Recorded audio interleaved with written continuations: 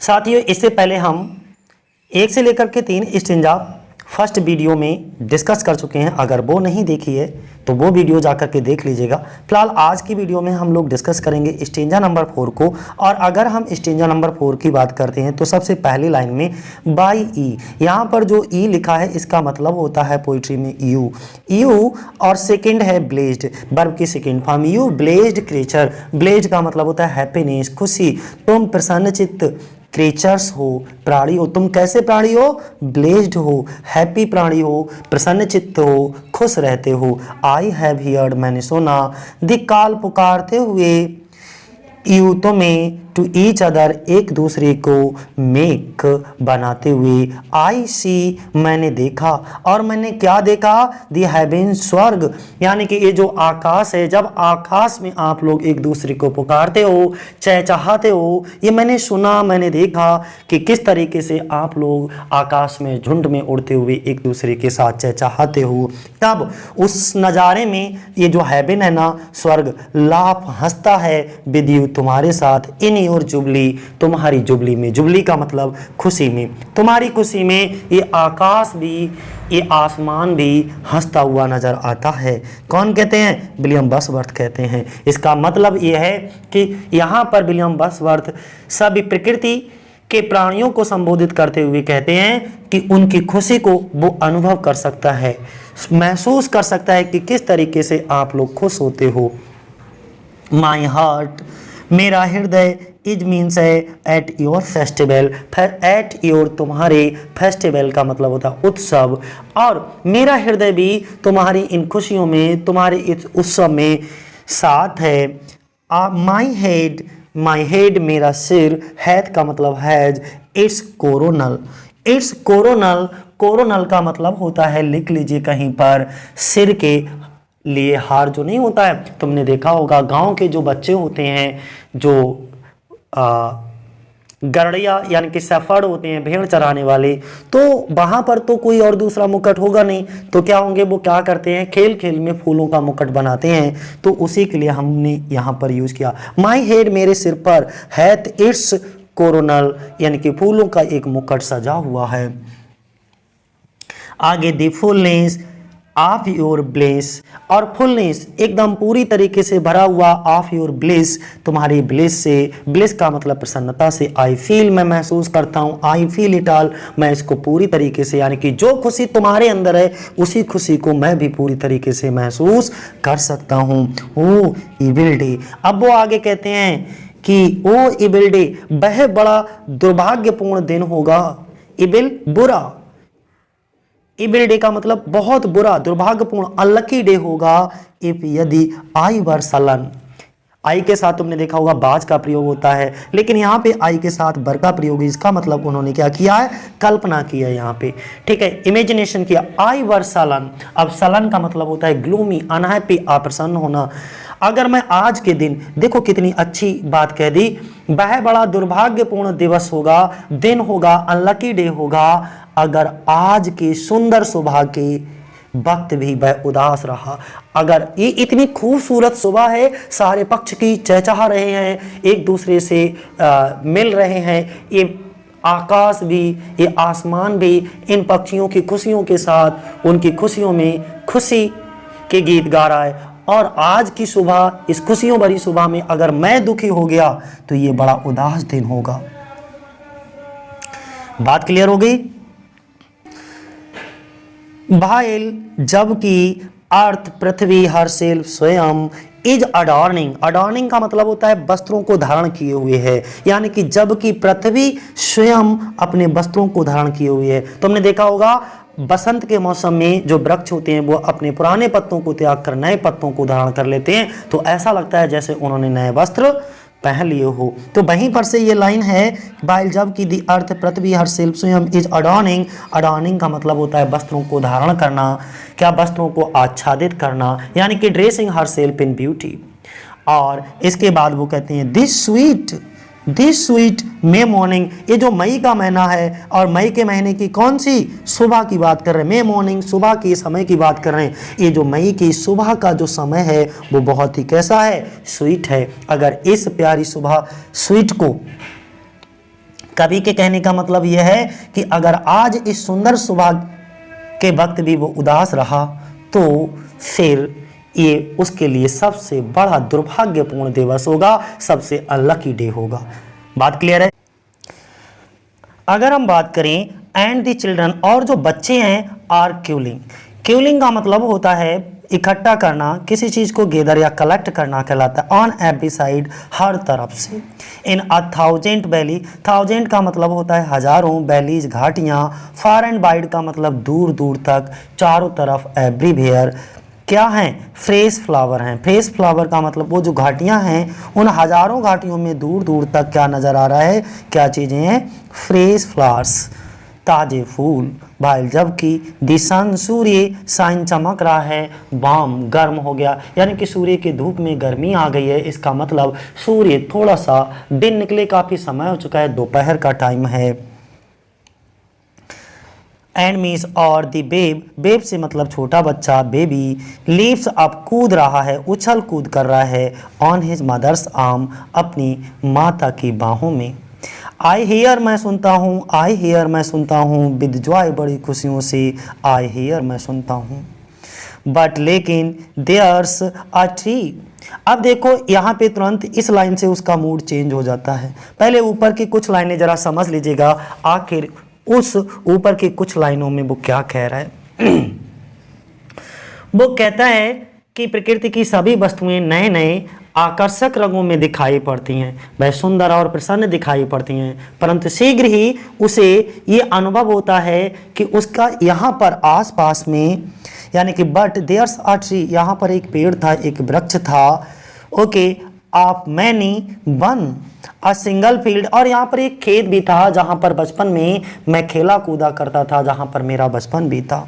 Which I have looked upon, मैं उसी को देख रहा हूँ। बोथ ऑफ देम, उनमें से दोनों, उनमें से दोनों कौन, वो सिंगल खेत और वो पेड़ जो मुझे बहुत ज़्यादा प्रिय था। स्पीक ऑफ समथिंग, कुछ तो हमसे कहते हैं, डेट इज गॉन, जो अब वहाँ पर नहीं है, यानी कि मेरी दृष्टि अब उन चीज़ों को उस तरीके से नहीं देख पाती। पैंजी का मतलब होता है एक प्रकार का फूल, पैंजी एट माई फीट, और जो पैंजी के फूल हैं वो मेरे पैरों के पास में, इसका मतलब मैं पैंजी के फूलों में खड़ा हूँ।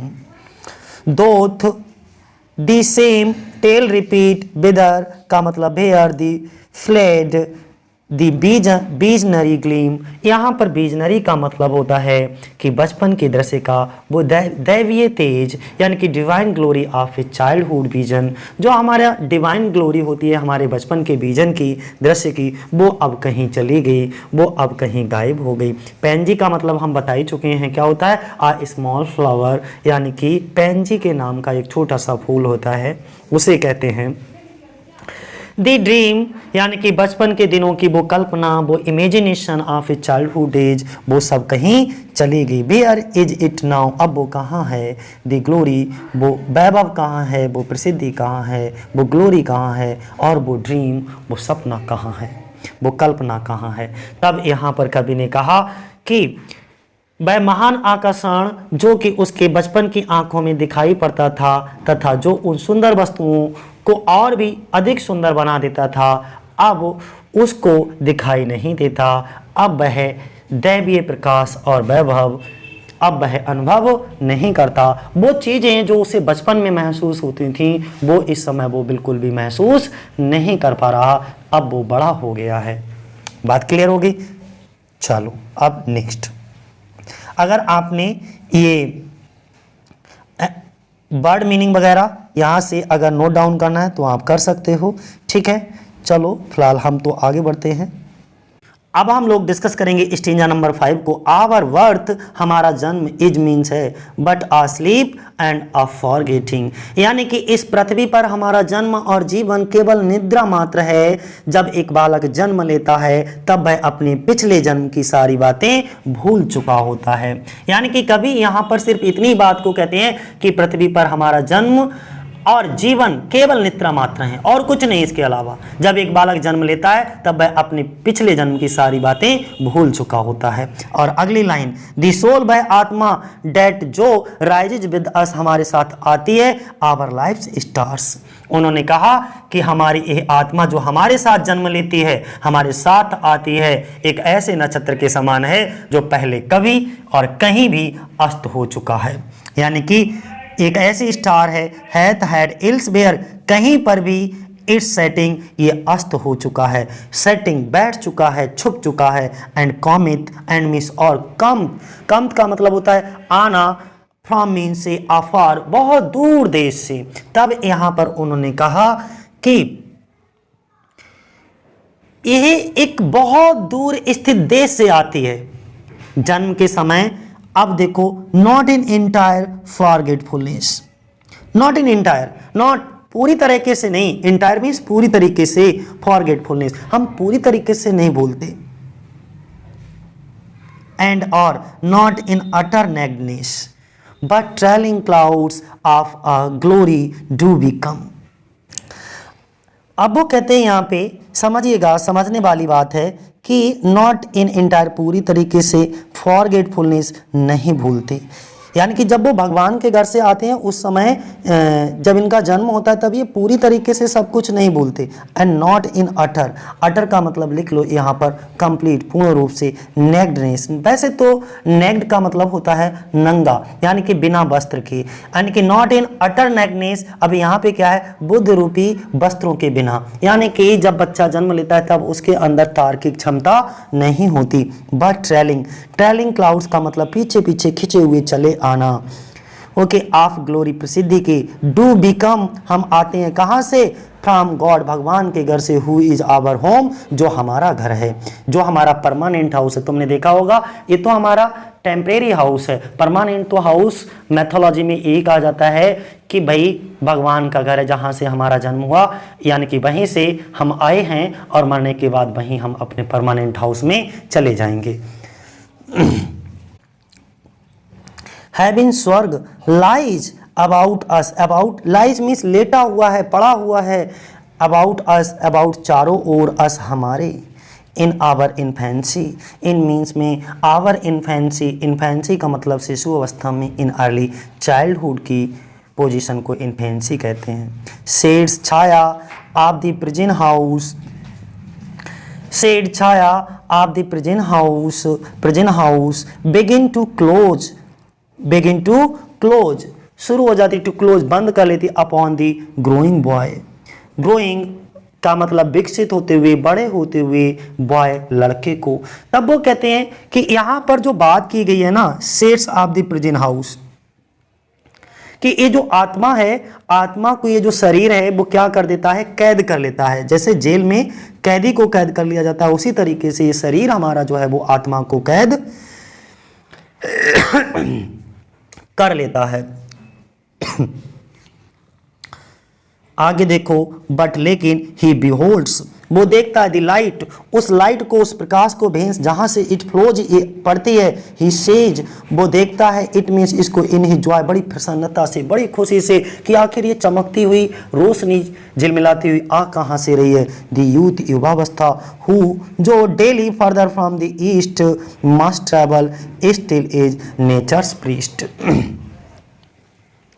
यहाँ पर समझने वाली बात यह है, दी ईस्ट से मतलब यहाँ पे स्वर्ग है जहाँ से हमारी आत्मा आई है, यानी कि in the Bible the east means heaven, Bible में ईस्ट का प्रयोग स्वर्ग के अर्थों में हुआ है। और प्रीस्ट का मतलब आप समझते ही हो, प्रकृति का पुजारी, यानी कि प्रकृति के बाहरी स्वरूप का प्रेमी, प्रीस्ट यहाँ पर बात किया गया है। और अपॉन का मतलब घेर लेना है, यहाँ पे अपॉन का मीनिंग क्या लगेगा, घेर लेना। तब वो कहते हैं, भाई सिंपल सी बात कहते हैं कि अतः बचपन में हमें प्रकृति में अपने चारों ओर दैवीय ज्योति नजर आती है। जैसे जैसे बालक की उम्र बढ़ती है ये ज्योति धुंधली पड़ने लगती है। युवावस्था में कल्पना, जो काल्पनिक शक्ति के माध्यम से उससे इस देवी ज्योति का, जो दैवीय ज्योति है, कभी कभी आभास होता है। ऐसा क्यों? क्योंकि अब हम बड़े हो चुके हैं। एंड और बाय द विजन स्प्लेंडेड, और जो विजन हमारा है, दृष्टिकोण है, वो स्प्लेंडेड उस समय बड़ा शानदार होता है। इज ऑन द बेज attended at length the man perceives it die away and fade into the light of common day. और लास्ट में वो कहता है अपने शब्दों में कि फिर आखिरकार जब ये युवक वयस्क हो जाता है, यूथ हो जाता है, यूथ हो जाने पर, युवा हो जाने पर उस दिव्य ज्योति को देखने की क्षमता उसके अंदर से गायब हो जाती है, लुप्त हो जाती है, क्योंकि वह सामान्य जीवन में जो सांसारिक जीवन है उसमें क्या हो जाता है, मस्त हो जाता है, व्यस्त हो जाता है। बात क्लियर होगी। स्टेंजा नंबर 5 में विलियम वर्ड्सवर्थ कहते हैं कि ये जो पृथ्वी है वो फिल्स मीन्स भर देती है, हर लैप उसकी गोद को भर देती है, विद प्लेजर कैसे खुशियों से भर देती है, ऑफर ओन स्वयं की, यानी कि पृथ्वी उसकी गोद में अपने सुखों को भर देती है। उनके कहने का मतलब ये है धरती उसकी गोद को भर लेती है, किससे, आनंदों से, अपने खुद के आनंदों से भर देती है।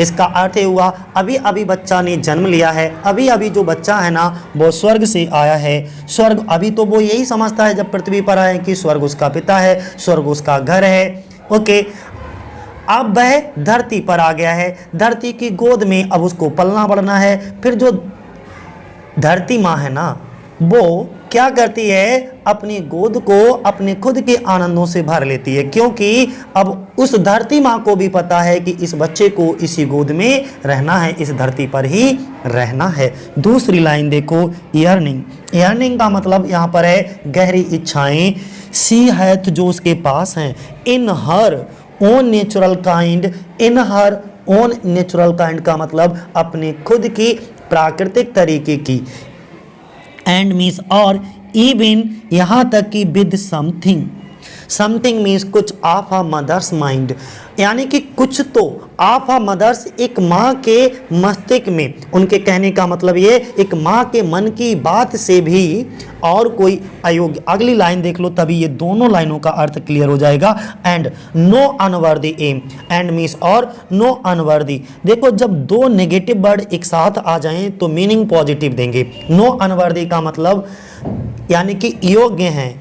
अब वर्दी एम उनका उद्देश्य जो है वो क्या है, सही है। उनके कहने का मतलब ये है कि जिस प्रकार पालने पोसने वाली माँ, जिस प्रकार पालने पोसने वाली माँ अपने बच्चे का लालन पालन पूरी ईमानदारी से करती है और जो कुछ करती है वह उसकी भलाई के लिए करती है, उसी तरह से पृथ्वी भी अपने प्यार और स्नेह के कारण ये सब करती है। पृथ्वी मनुष्य के मन को उस जो दिव्य लोक से आया है, जो उस सेलेसियल लाइट में से होकर के आया है, जहाँ से वो बालक आया, मैं उसकी बात कर रहा हूँ, उसके मन को वहाँ से हटाने का, यानी कि उस सेलेसियल लाइट को, उस दिव्य लोक की बातों को भुलाने में पूरा प्रयत्न करती है।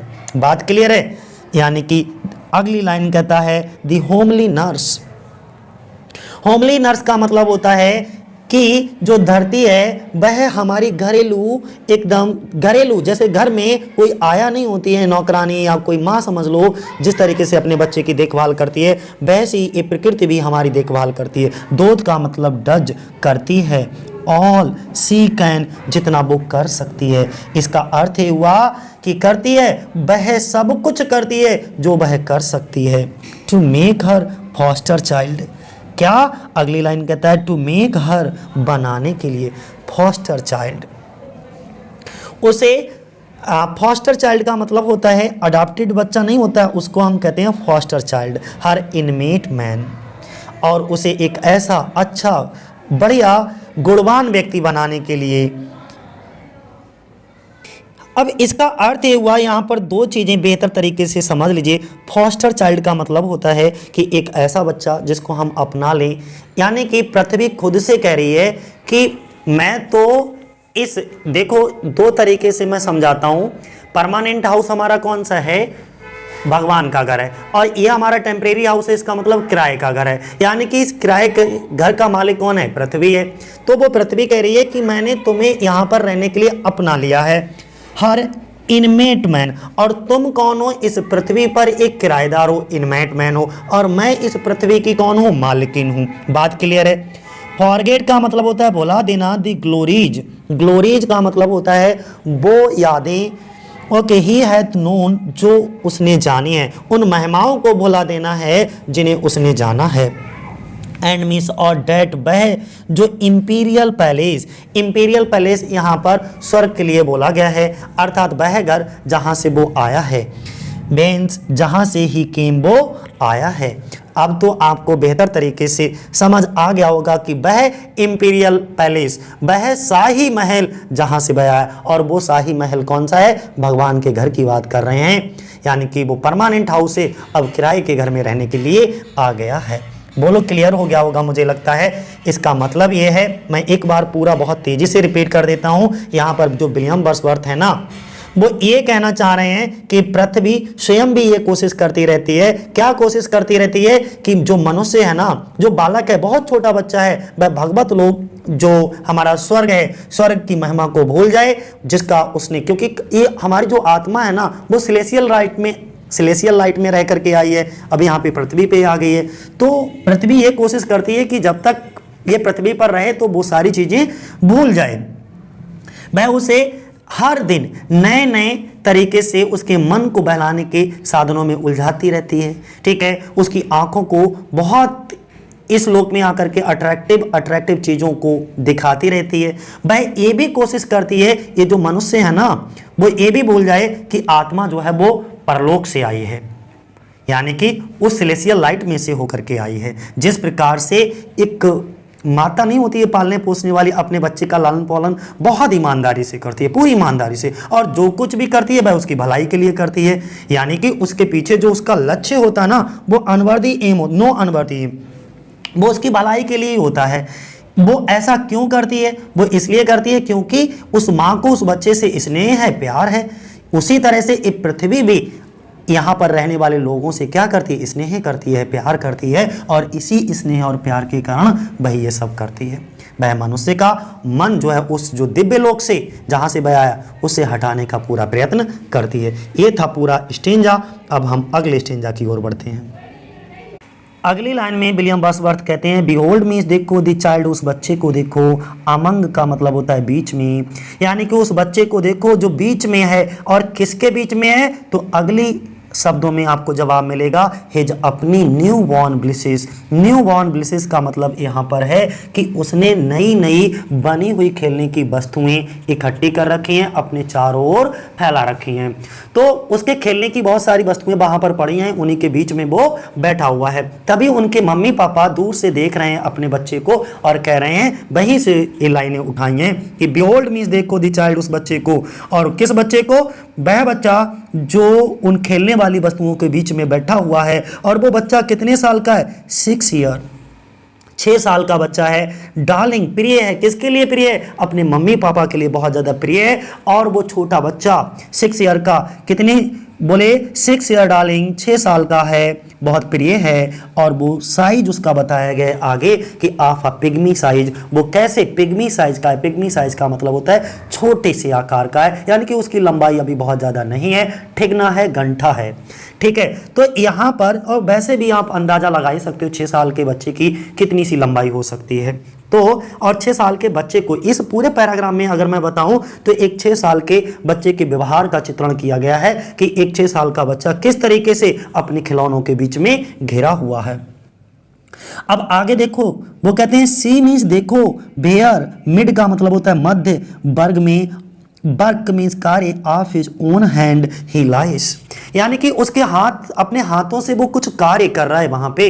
वो क्या कह रहा है? अपने हाथों से वो वहां पे कुछ कार्य कर रहा है और उस कार्य में वो पूरी तरीके से वहां पर व्यस्त है। तभी वो कहता है सी देखो, इस लाइन को, सी देखिए, भेयर, जहां, एमिड, एमिड का मतलब होता है मध्य में। यहाँ पर ए को क्या कर दिया? गायब कर दिया गया, इसलिए मिड हो गया। एमिड का मतलब होगा यहाँ पर बीच में। Work of his own hand, अपने खुद के हाथ के काम के बीच। ऑफ हिज ओन हैंड, अपने खुद के हाथ के कार्यों के बीच में। ही लाइज, वो व्यस्त है, बैठा है, कुछ भी कह सकते हो। देखो यहाँ पर हमने तुम्हें बताया, बच्चे देखो क्या क्या बनाते रहते हैं, बैठे रहते हैं, वो कुछ ना कुछ जो भी घर का टूटा फूटा कबाड़ा सामान होगा उससे अपने घर बना लेंगे, कुछ और बना लेंगे। तो वो 6 साल का जो बच्चा होगा ना, वो उन टूटे फूटे चीज़ों से वो क्या करता रहता है, खेलता रहता है।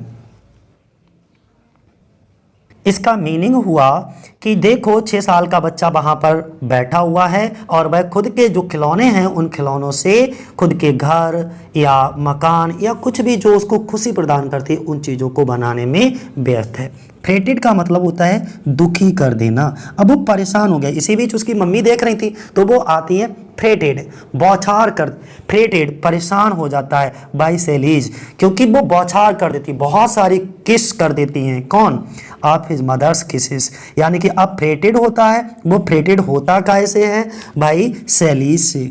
सेलीज का मतलब एक नहीं बहुत सारी किसेस कर देती हैं। कौन? उसकी माता आकर के, यानी बहुत प्यार जताने लगती हैं आकर के, जिससे उसका गाल पूरी तरीके से भीग जाता है और तभी वो परेशान होता है और कहता है मम्मी हटो, हमें काम करने दो। उसे ऐसा लगता है 6 साल के बच्चे को कि हम जो काम कर रहे हैं ना वो बहुत इंपॉर्टेंट काम है, बीच में डिस्टर्ब मत करो, मम्मी तुम दूर हटो, किस मत करो और तुम दूर हट जाओ, मुझे ये मेरा काम करने दो। वो ये यहाँ पर सोच रहा है और दूर से ये सब नज़ारा कौन देख रहा है? With light upon him from his father's eyes, और दूर से खड़े होकर के जो उसके पिता है ना वो भी प्यार भरी नजरों से इन माँ बेटों के प्यार को देख रहे हैं। सी देखो, अब क्या देखो? एट हिज फीट, तभी तुम देखो किसको? उस लड़के के पैरों के पास में देखो उसने क्या कर रखा है अपने पैरों के पास में, यानी कि नीचे जहां वो बैठा हुआ था खिलौनों के बीच में, उसने क्या बना रखा है? कुछ ड्रॉ कर रखा है, कुछ प्लान बना रखा है, कुछ चार्ट बना रखा है, उसको देखो। एट हिज फीट, उसके चरणों में देखो सम लिटिल प्लान, कुछ ना कुछ प्लान बना रखा है, कोई चार्ट बना रखा है। सम फ्रेगमेंट्स, और वो चार्ट है ना, फ्रेगमेंट का मतलब होता है छोटे छोटे टुकड़े, from his dream of human life, और वो उनका ड्रीम हाउस, कहते नहीं मेरे भी सपनों का एक घर होगा, वैसे ही छोटा बच्चा है ना वो भी अपना एक ड्रीम हाउस बना रहा है, एक प्लान बना रहा है। शेप्ड, जिसको आकार दिया बाय हिमसेल्फ, स्वयं से अपनी खुद की क्रिएटिविटी से ही उसने उस प्लान को, उस लेआउट को आकार दिया। विद न्यूली, और किससे? विद न्यूली, जो उसने अभी अभी सीखी है, लर्न मीन्स सीखी है, आर्ट मीन्स कला, उस कला से। उसके कहने का मतलब यहाँ पर यह है कि जो खिलौनों के बीच में छोटा बच्चा 6 साल का पिग्मी साइज का घिरा हुआ था, उसके पैरों के पास में किसी छोटी योजना या नक्शे का प्रारूप बना हुआ दिखाई दे जाता है, और यह मानव जीवन से संबंधित उसके सपनों का कोई एक ऐसा अंश या भाग, फ्रेगमेंट, हिस्सा दिखाई देता है जिसे उसने अपनी नई सीखी हुई जो कला नहीं होती है, जो अभी न्यूली लर्न आर्ट से बनाया है, उसके माध्यम से स्वयं बनाया है। ठीक है, उसने अपने खिलौनों को कुछ इस तरीके से, यहाँ पर बहुत सारे खिलौने हैं ना, उन खिलौनों से को कुछ इस तरीके से खड़ा किया है। कैसे खड़ा किया है? ऐसा लगता है जैसे कि वो क्या बना रहा हो, वो जो प्रारूप बना रहा है, नक्शा बना रहा है, घर बना रहा है उन खिलौनों से, तो ऐसा लग रहा है जैसे वो कोई बेडिंग घर बना रहा हो, यानी कि जैसे बेडिंग नहीं होता है, ऐसा प्रतीत हो रहा है कि किसी विवाह या फेस्टिवल, उत्सव कि विवाह या उत्सव को प्रतिबिंबित कर रहा हो, या कभी कभी ऐसा भी लग रहा है कि वे किसी शोक या किसी मृत्यु के जनाजे को प्रतिबंधित कर रहे हो। मॉर्निंग का मतलब होता है शोक, फ्यूनरल का मतलब होता है दाह संस्कार या जनाजे को दिखा रहे हो, उसमें प्रतिबिंबित कर रहे हो। कौन सी चीजें? वही छोटे छोटे प्लान, चार्ट, ये सारी चीजों को उन्होंने बताया है। अब आगे कहा है एंड और दिस, इन सब चीज़ों ने जो उसने बनाई हैं, कभी लग रहा है कि बेडिंग का चित्र बनाया है, कभी लग रहा है फेस्टिवल का उसने ज़मीन पर चित्र बनाया है, मॉर्निंग या फ्यूनरल, इस तरीके का चित्र उनको लग रहा है। एंड दिस हैथ का मतलब हैज नाउ हिज हार्ट, अब उसका जो हृदय है ना वो सब इन चीज़ों में लगा हुआ है, यानी कि ये सब काम करने में वो छोटा बच्चा व्यस्त है। एंड और अनटू दिस, इन सभी चीज़ों के लिए ही फ्रेम्स, वो बनाता है, हिज सॉन्ग्स, अपने गीत, देन तब, will he fit his tongue,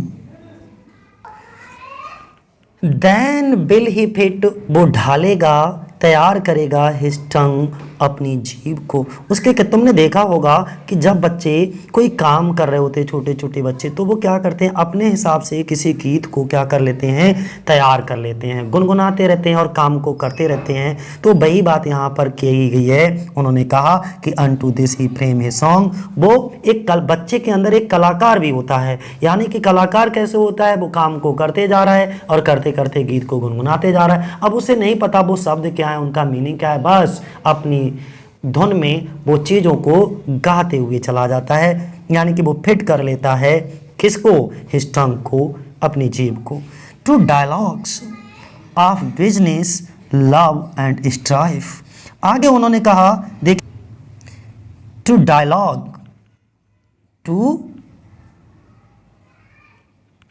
dialogue of business, उसके क्या होते हैं, वो बिजनेस से संबंधित डायलॉग हो सकते हैं, लव प्यार से संबंधित, स्ट्राइफ झगड़ा नहीं होता, संघर्ष, उस पर आधारित हो सकते हैं।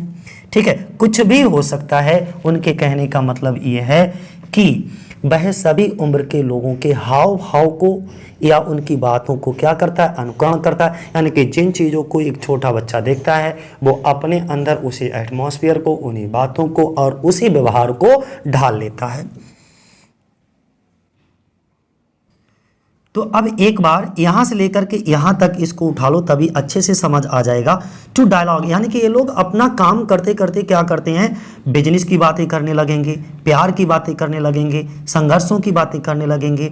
But it will not be long, लेकिन ये बहुत ज़्यादा लंबे समय तक ये बातें नहीं चलेंगी। ये खेल भी उनका बहुत ज़्यादा लंबे समय तक नहीं होता है। एर पहले दिस बी थ्रोन असाइड, वो क्या करेंगे, जो खेल को खेल रहे होते हैं, जब ऊब जाते हैं, मन भर जाता है, तभी वो क्या करते हैं, उस खेल को थ्रोन असाइड, एक तरफ दूसरी तरफ उठा करके रख देते हैं। और इसके बाद अगली लाइन में कहा गया है, वो कहाँ बिजी हो जाते हैं, and with new Joy and pride, और वो एक नया खेल फिर से स्टार्ट कर देते हैं, उसमें आनंद तलाशने लगते हैं और अपने आप को गौरवान्वित महसूस करने लगते हैं। यानी कि ये जो छोटा बच्चा होता है वो किसी एक्टर से कम नहीं होता है भाई। किससे, the little actor cons another part. इसमें कॉन्स का मतलब है तैयार करना, यानी कि उनके कहने का मतलब इस पहले वाले खेल में उसकी दूसरी भूमिका थी, अब उस भूमिका को उसने क्या करा था, यानी कि एक तरफ हटा करके रख दिया। अब जैसे एक्टर नहीं भैया, इसमें हीरो बन गया, दूसरे में विलेन बन जाएगा, उसी तरीके से ये क्या है, अब दूसरा खेल शुरू करा तो उसमें अपनी एक नई भूमिका तैयार कर लेता। A little actor cons another part, अपना एक, कॉन्स का मतलब मैंने बताया तैयार कर लेना, अनदर पार्ट एक नई भूमिका तैयार कर लेता है।